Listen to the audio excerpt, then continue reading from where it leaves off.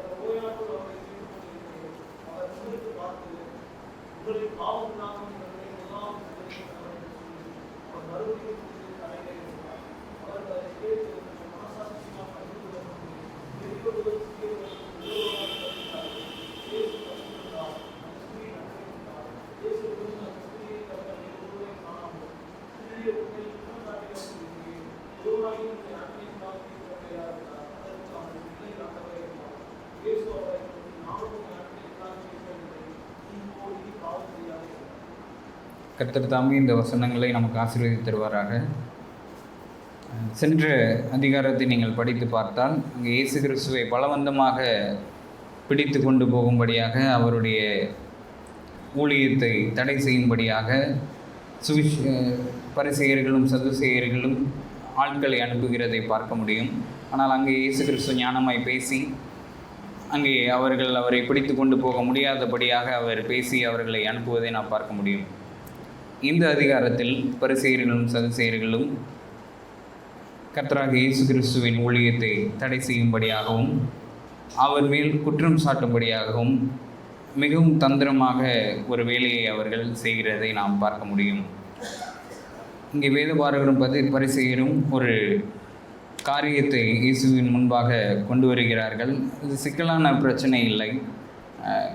இந்த குற்றத்தை எளிதாக தீர்த்து விடலாம். ஆனால் அதை இயேசு கிறிஸ்துவிடம் கொண்டு வருவதற்கு ஒரு காரணம் உண்டு. ஏன் இதை எளிதாக தீர்த்து விடலாம் என்றால், மோசேயின் ஆகமம் தெளிவாக சொல்லுகிறது, விபச்சாரத்தில் பிடிக்கப்பட்ட ஒருவர் கட்டாயமாக கொல்லப்பட வேண்டும் என்பது. ஆகவே இவர்களே இந்த தீர்ப்பை சொல்லி முடித்திருக்கலாம். ஆனால் கர்த்தராகிய இயேசு கிறிஸ்துவிடம் இந்த வழக்கை கொண்டு வருவதற்கு முக்கியமான ஒரு காரணம் இருந்தது. அங்கே 5ஆம் வசனத்தில் நாம் பார்க்கிறோம், நீர் என்ன சொல்லுகிறீர் என்று. கல்லெறிந்து கொல்லப்பட வேண்டும் என்று மோசேயின் நியாயப்பிரமாணம் தெளிவாக சொல்லுகிறது. ஆனால் நீர் என்ன சொல்லுகிறீர் என்று அவர்கள் கேட்கிறார்கள். லேவியராகமம் 20ஆம் அதிகாரம் 10ஆம் வசனத்தில் நாம் பார்க்க முடியும், விபச்சாரியும் விபச்சாரம் செய்தவனும் கொல்லப்பட வேண்டும் என்று. நியாயப்பிரமாணத்தின்படி விபச்சாரம் பாவமாக இருக்கிறது. மேலும் அந்த பாவத்தை செய்த விபச்சாரத்தில் பிடிக்கப்பட்ட இந்த பெண் மரண தண்டனையை பெறுவதற்கு சரியான நபராகத்தான் இருந்தார். ஆனால் ஒன்று நாம் புரிந்து கொள்ள வேண்டும், நியாயப்பிரமாணம் நல்லது அல்ல என்று சிலர் போதிக்கிறதை நாம் பார்க்க முடியும் இந்த காலங்களில். ஆனால் நியாயப்பிரமாணம் மிகவும் நல்லது, அதில் குறை இல்லை.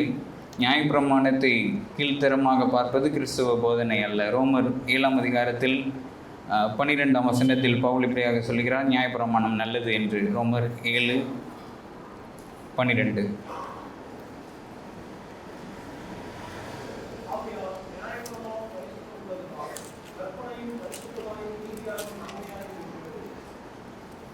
நியாயப்பிரமாணம் பரிசுத்தம் உள்ளதுதான், கற்பனையும் பரிசுத்தமாயும் நீதியாயும் நன்மையாயும் இருக்கிறது. ஆகவே நியாயப்பிரமாணத்தில் குறை எதுவுமே இல்லை. குறை எல்லாம் என்னிடம்தான் இருந்தது, அதற்கு காரணம் பாவமாக இருக்கிறது என்று பின்வரும் வசனங்களின் மூலமாக நாம் அறிந்து கொள்ள முடியும். ஆகவே நியாயப்பிரமாணத்தை குறித்த ஒரு சரியான பார்வை நமக்கு இருக்க வேண்டும். நியாயப்பிரமாணம் தேவனுடைய ஊழியத்தை செய்து கொண்டிருக்கிறது. அது என்னில் உள்ள பாவத்தை சுட்டி காட்டுகிறது. எனக்கு ஒரு மீட்பர் தேவை என்பதை அது சுட்டி காட்டி கொண்டிருக்கிறது. ஆக இந்த பெண்ணுக்கான தீர்ப்பு மரண தண்டனை என தெரிந்தும் ஆண்டவராக இயேசுவை சட்டத்தின் முன் குற்றவாளியாக நிறுத்தும்படி தந்திரமாய் பரிசெயரும் சதுசேயரும் இவ்வழக்கை அவரிடம் கொண்டு வரார்கள். என்ன சிக்கல் காணப்படுகிறது என்று பார்ப்போம். ஒன்று, நியாயப்பிரமாணத்தின்படி மரண தண்டனையை இந்த பெண்ணுக்கு கொடுத்தால் ரோம அரசாட்சி கீழாக எந்த ஒரு யூதனும் மரண தண்டனையை தன்னிச்சையாக ஒரு நபருக்கு தீர்ப்பிட முடியாது. அப்படி தீர்ப்பிட்டால் ரோம அரசாட்சியின்படி அவர் குற்றவாளியாக காணப்படுவார். ஏனென்றால் ரோம அரசாங்கம் தான் அங்கே இஸ்ரவேலை அந்த காலத்தில் ஆட்சி குறித்து கொண்டிருந்தது. ஆகவே அப்படியாக கர்த்தராகிய இயேசுவை குற்றவாளியாக தீர்த்து அவரை கொன்றுவிடலாம் என்பது ஒரு யோசனை. இரண்டாவது, இந்த விபச்சாரத்தில் கையும் மெய்யுமாக பிடிக்கப்பட்ட பெண்ணுக்கு மரண தண்டனை வழங்காதபடி அவரை மன்னித்து வெடிவைத்து விட்டாலோ, இல்லை என்றால் சிறிய அபதார தொகையை சொல்லி அவளை விடுவித்து விட்டாலோ, அவள் கர்த்தராகிய இயேசு கிறிஸ்து மோசையின் கட்டளையை மதிக்கவில்லை என்று குற்றம் சாட்டிவிட முடியும். அப்படி குற்றம் சாட்டிவிட்டால் மக்கள் யாவரும் அவரை பின்பற்றுவதை தடுத்து விடலாம். இப்படியாக ஒரு சிக்கலான வழக்கை ஆண்டவராகிய இயேசு கிறிஸ்துவிடம் கொண்டு வருகிறார்கள் தந்திரமாக. அங்கே 6ஆம் வசனத்தில் நாம் பார்க்கிறோம். யோவான் 8:6,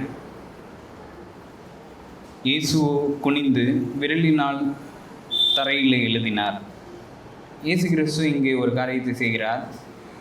அவர்களுடைய இந்த தந்திரமான யோசனைகளை அறிந்தவரும் பரிசேயரும் சதுசேயர்களும் எவ்வளவு பொய்க்காரர்களாக இருக்கிறார்கள் என்பதை அறிந்தவரும் ஆகிய நம்ம ஆண்டவர் அவர்களை மதிக்காதபடி இயேசுவோ குனிந்து தரையில் எழுதினார். நீங்களும் நானும் சரியாக யோசித்து பார்ப்போம். நமக்கே தெரியும், நமக்கு முன்பாக ஒரு நபர் வந்து நம்மிடம் பேசுகிறார் என்றால் நாம் அதை உன்னிப்பாக கவனிக்கிறவர்களாக இருப்போம். இங்கே ஒரு பெரிய வழக்கு வந்தும் ஆண்டவராக இயேசு கிறிஸ்து அதை மதிக்காதபடியாக தரையில் எழுதுகிறார். நம்மிடம் ஒருவர் பேசும் பொழுது நாம் தரையிலோ சுவரிலோ கிறுக்கி கொண்டிருந்தால் நாம் அந்த நபரை மதிக்கவில்லை என்று அர்த்தம். அப்படியாகவே நியாயப்பிரமாணத்தை சரியாக போதிக்காதபடி நியாயப்பிரமாணத்தை தங்களுக்கு சாதனமாக பயன்படுத்தி கொண்டு இருக்கிற இந்த பரிசேயர்களையும் சதுசேயர்களையும் தேவன் அந்த இடத்தில் குற்றம் சாட்டுகிறார். 7ஆம் வசனம், உங்களில் பாவம் இல்லாதவன் இவள் மேல் முதலாவது கல்லெறிய கடவன். இங்கே ஆண்டவராகிய இயேசு கிறிஸ்து ஒரு ஞானமான ஒரு தீர்ப்பை அவர் கொடுக்கிறார். பாவம் இல்லாதவன் இந்த ஸ்திரீயின் மேல் முதலாவதாக கல்லெறிய கடவன் என்று. நியாயப்பிரமாணத்தின் ஊழியம் என்னவென்று நாம் பார்த்தோம். அது பாவத்தை நமக்கு உணர்த்துகிறதாக இருக்கிறது. நியாயப்பிரமாணத்தின்படி ஒவ்வொரு மனிதனும் ஆதாம் துவங்கி பூமியின் கடைசி மனிதன் வரை எல்லா மனிதனும் பாவி என்பதை அது ஆணித்தரமாக கூறுகிறதாக இருக்கிறது. அதை உணர்த்துவதே நியாயப்பிரமாணத்தை போதிப்பதாகும். நியாயப்பிரமாணத்தை ஒருவன் சரியாக போதித்தால் உனக்கு ஒரு உதவி தேவை, நீ நிர்பந்தமான மனுஷன், உன்னால் நியாயப்பிரமாணத்தை முழுவதுமாக கடைபிடிக்க முடியாது, உன்னுடைய சரீரம் அவ்வளவு வல்லமை உள்ளதில்லை, அது பாவத்தால் அழிந்து கொண்டிருக்கிறது, பாவத்தால் அது மரித்திருக்கிறது, பாவத்தால் அது அடிமைப்படுத்தப்பட்டிருக்கிறது என்பதை போதிப்பதை நியாயப்பிரமாணத்தை போதிப்பதாகும். இப்படியாக போதிக்காதபடி நியாயப்பிரமாணத்தின் மூலம் ஒருவன் பரலோகத்திற்கு போய்விடலாம், நியாயப்பிரமாணத்தின் படி ஒருவன் முழுவதுமாக கீழ்ப்படிந்து கடவுளை பிரியப்படுத்தி விடலாம் என்று நினைப்பதும் அப்படி போதிப்பதும் நியாயப்பிரமாணத்தை போதிப்பதல்ல. ஆகவே இங்கே நாம் பார்க்கிறோம், கர்த்தராகிய இயேசு கிறிஸ்து நியாயப்பிரமாணம் என்ன போதிக்கிறது என்பதை அவர்களுக்கு உணர்த்துகிறார். உங்களில் பாவம் இல்லாதவன் இவள் மேல் முதலாவது கல்லெறிய கடவன் என்று. இப்படி அவர் சொன்ன உடனே நியாயப்பிரமாணத்தின்படி ஒரு குற்றமும் செய்யாத ஒரு மனிதனும் இல்லை என்பதை அவர்கள் ஒவ்வொருவருமாக உணர்ந்து கொண்டார்கள். வேதபாரகரும் பரிசேயரும் உணர்ந்து கொண்டார்கள். பெரியோர் முதல் சிறியவர் வரை உணர்ந்து கொண்டார்கள். அவர்களுடைய பாவம் அவர்களுக்கு முன்பாக காட்டப்பட்டது. ஆகவே அவர்கள் அந்த ஸ்திரீயின் மேல் கல்லெறியாமல் அவளை தனியாக விட்டுவிட்டு செல்வதை நாம் பார்க்க முடியும். ஆனால் இந்த பாவத்தை குறித்து நாம் பார்க்கும் பொழுது பாவம் எவ்வளவு பொல்லாதது என்பதை நாம் பார்ப்போம். பாவம் தெய்வனையும் மனிதனையும் பிரித்தது. பாவம் தேவனுக்கு விரோதமாக என்னை சிந்திக்க வைத்தது. பாவம் என்னை தேவனுக்கு எதிரியாக மாற்றியது. தேவனுக்கு எதிரான காரியங்களையே செய்கிறவனாக, தேவனுக்கு சத்துருவாக, பகைஞனாக என்னை மாற்றியது. ஆனால் நியாயப்பிரமாணத்தின் மூலமாக நான் தேவனிடத்தில் வர முடியவில்லை. ஒரு பாவத்தில் செத்த மனிதனுடைய நிலைமை, அவனுக்கு முன்பாக கர்த்தராக இயேசு கிறிஸ்து காணப்படாத தேவன் காணப்பட்டும் அவரை ஏற்றுக்கொள்ள முடியாத ஒரு சூழ்நிலையை பாவம் நமக்கு கொடுக்கிறது. பாவத்தினால் அடிமைப்பட்ட மனிதன் இங்கே பாவத்தை, தனக்கு பாவம் உண்டு என்று உணர்ந்தும் அந்த பாவத்தை விட்டுவிட மனதில்லாமல் அந்த பாவத்திலிருந்து தண்டனை அடையாதபடியாக கர்த்தராக இயேசு கிறிஸ்துவின் அண்டை வந்து பாவத்திலிருந்து மோட்சம் அடையும்படியான அந்த காரியத்தை அந்த பாவம் எனக்கு கொடுக்காமல் என்னுடைய மனதை அடைந்து அது கடினப்படுத்தி கொண்டே இருக்கிறது. ஆகவே தான் இங்கே நாம் பார்க்கிறோம், ஒரு மனிதனும் அங்கே ரட்சிப்படையும்படியாக பாவத்தை உணர்ந்து கிறிஸ்துவின் அண்டை வராமல் அவர்கள் பாவத்தை உணர்ந்து ஆனால் பரிசுத்தத்தை விரும்பாதபடி அவர்கள் திரும்பி செல்வதை நாம் பார்க்க முடிகிறது. 11ஆம் வசனத்தில் 10ஆம் வசனம் 11ஆம் வசனங்களில் ஆண்டவராக இயேசு கிறிஸ்து சொல்கிறார், ஸ்ரீயே, உன்மேல் குற்றம் சாட்டினவர்கள் எங்கே? ஒருவனாகிலும் உன்னை ஆக்கினைக்குள்ளாக தீர்க்கவில்லையா என்றார். கர்த்தராக இயேசு கிறிஸ்து எந்த ஒரு சூழ்நிலையிலும் நியாயப்பிரமாணத்தை மாற்றவில்லை. நியாயப்பிரமாணத்துக்கு கீழ்ப்படியாதபடி அதனுடைய கட்டளைக்கு விரோதமாக வேறு ஒரு காரியத்தை அவர் செய்யவில்லை. நியாயப்பிரமாணத்தை முழுவதுமாக அவர் கை கொண்டவராக வாழ்ந்தார். அப்படியாகத்தான் அவர் நீதிபரராக, நமக்கு அந்த நீதியை சம்பாதிக்கிறவராக அவர் காணப்பட்டார். இப்படியாக நியாயப்பிரமாணத்தின்படி அவர் தீர்ப்பை இங்கே எப்படி சொல்கிறார் என்பதை பார்ப்போம்.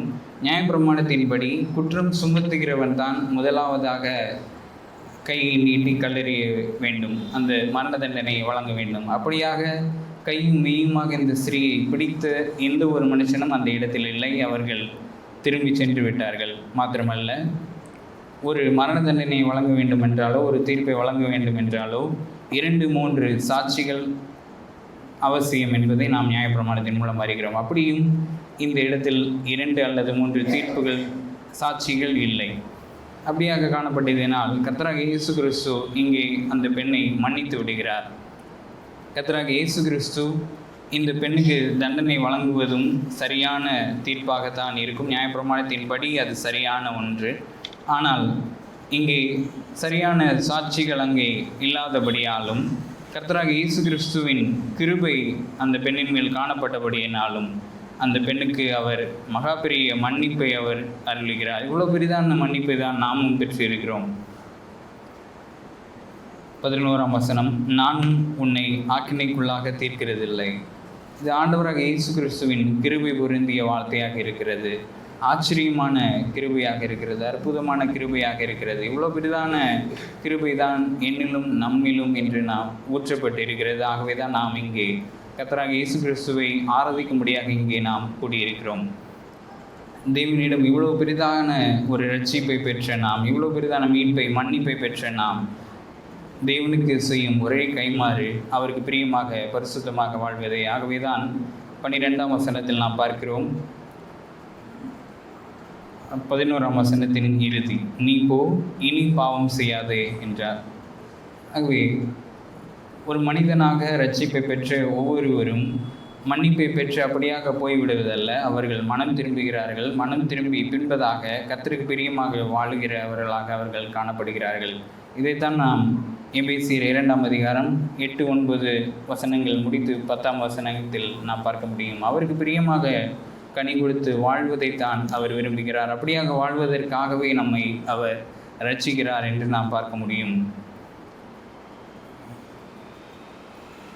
முக்கியமான விஷயம் இன்னொன்று, இங்கே கர்த்தராக இயேசு கிறிஸ்து ஒரு பெண்ணை அனாவசியமாக அவர் ஈஸியாக மன்னித்து விடவில்லை. ஒரு மனிதன் பாவம் செய்தால் என்றால் அந்த மனிதன் பாவத்திற்கு தகுதியுள்ளவனாக, மரணத்திற்கு தகுதியுள்ளவனாக, ஒன்றையே அவனுடைய தீர்ப்பாக பெற்றுக்கொள்ள வேண்டியவனாக அவன் இருக்கிறான். இப்படியே மனிதன் ஒவ்வொருவனும் காணப்பட்டான். ஆதாம் துவங்கி பூமியின் கடைசி நாளில் காணப்படுகிற ஒவ்வொரு மனிதனுக்கும் ரட்சிப்பு அவசியமாக இருக்கிறது. அந்த மனிதன் பாவத்தினால் கரைப்பட்டவனாக இருக்கிறான். அவனுக்கு கிறிஸ்துவ தேவை. கிறிஸ்துவினால் உண்டாகும் மீட்பு அவனுக்கு அவசியமாக இருக்கிறது. ஆகவே இங்கே கர்த்தராகிய இயேசு கிறிஸ்து அந்த பெண்ணை மன்னிப்பதன் மூலமாக அந்த பெண்ணுக்கு கர்த்தராகிய இயேசு கிறிஸ்துவின் சிலுவையின் மரணத்தின் மூலமாக உண்டாகும் மீட்பை அந்த பெண்ணுக்கு அவர் கொடுக்கிறார். இப்படியாக அவர் அவருடைய நீதியில் சரியானவராக இருக்கிறார். சங்கீதம் 85 அதிகாரம் 10ஆம் வசனத்தில் நாம் பார்க்கிறோம், நீதியும் சமாதானமும் கல்வாரியில் முத்தமிடுகிறது என்று. சங்கீதம் 85:10.